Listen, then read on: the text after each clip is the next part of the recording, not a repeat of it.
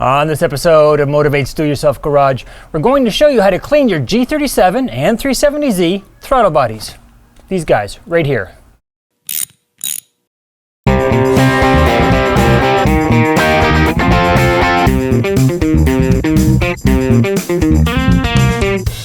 The first step is to remove the engine cover. Use a 10mm socket to remove these 3 bolts, these 2 nuts, and then lift off the engine cover. So this is the throttle body on the passenger side, and we're going to be removing this boot so we can get inside and clean it. It's really easy to do. We've got 2 clamps and a clip. So these clamps here are a 8mm. So we will just loosen that, and then right up here, loosen that as well. The next step is this clip. If we push this around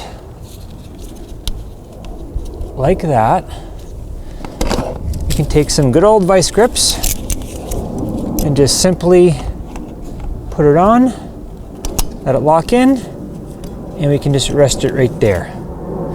We will then pull it off the throttle body first. There we are. And then since this is loose, we can just pull it here. Now this piece here is quite long on this plastic side here. So we'll just pull this through. There we are.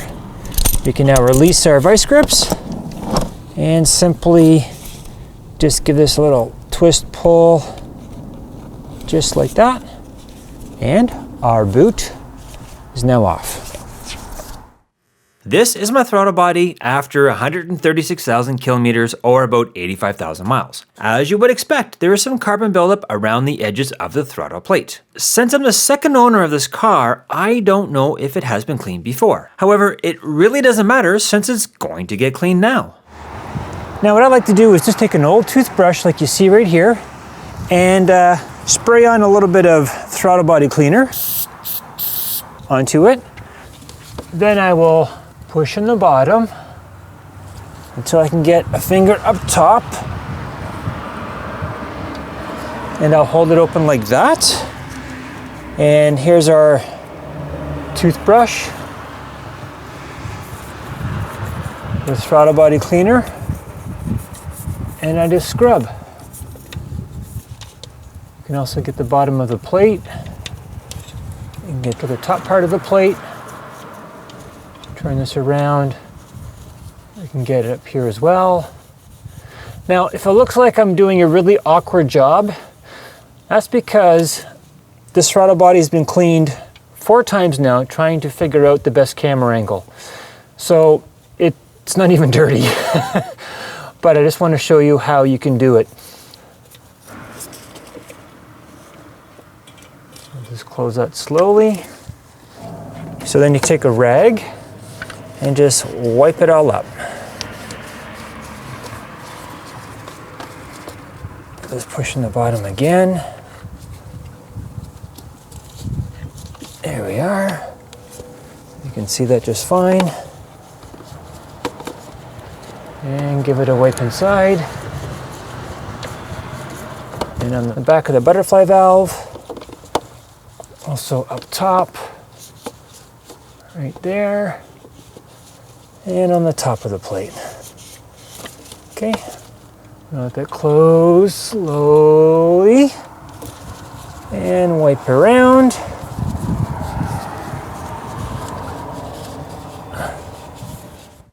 Okay, our throttle body is all cleaned, and now we're going to put back on our rubber boot.